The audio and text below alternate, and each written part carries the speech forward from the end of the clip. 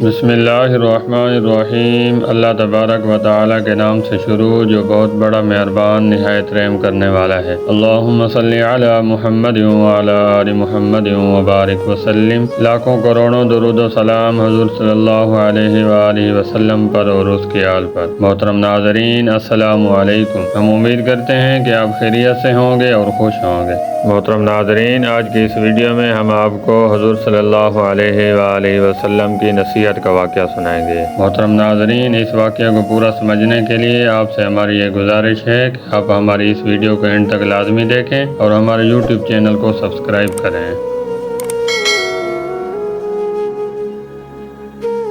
محترم ناظرین، کسی زمانے میں ایک غیر مسلم نے اسلام قبول کیا تو اس سے پوچھا گیا کہ اسلام کی کس بات نے تجھے متاثر کیا؟ تو وہ شخص بولا، صرف ایک واقعہ میری ہدایت کا سبب بن گیا۔ محترم ناظرین، اس شخص نے کہا کہ حضور صلی اللہ علیہ وآلہ وسلم کی مجلس لگی ہوئی تھی، لوگوں کا ہجوم تھا۔ ایک شخص نے عرض کی کہ یا رسول اللہ صلی اللہ علیہ وآلہ وسلم، میرے لیے دعا کر دیں، میرا بچہ کئی دنوں سے نہیں مل رہا، وہ مل جائے۔ محترم ناظرین، اس سے پہلے کہ حضور صلی اللہ علیہ وآلہ وسلم دعا کے لیے ہاتھ اٹھاتے، ایک شخص مجلس میں موجود تھا اور کھڑا ہو گیا، کہنے لگے کہ یا رسول اللہ صلی اللہ علیہ وآلہ وسلم، میں ابھی فلاں باغ سے گزر کے آیا ہوں، اس کا بچہ وہاں بچوں کے ساتھ کھیل رہا تھا۔ باپ نے جب سنا کہ میرا بچہ فلاں باغ میں ہے تو اس نے دوڑ لگا دی، تو آپ صلی اللہ علیہ وآلہ وسلم نے فرمایا، اس کو روکو، واپس بلاؤ۔ اس نے واپس آ کر عرض کی کہ یا رسول اللہ صلی اللہ علیہ وآلہ وسلم، آپ جانتے ہیں کہ ایک باپ کے جذبات کیا ہوتے ہیں؟ تو رسول اللہ صلی اللہ علیہ وآلہ وسلم نے کہا، اچھی طرح سے آگاہ ہوں، لیکن تمہیں بلایا ہے، بلانے کا بھی ایک مقصد ہے۔ اس نے کہا، جی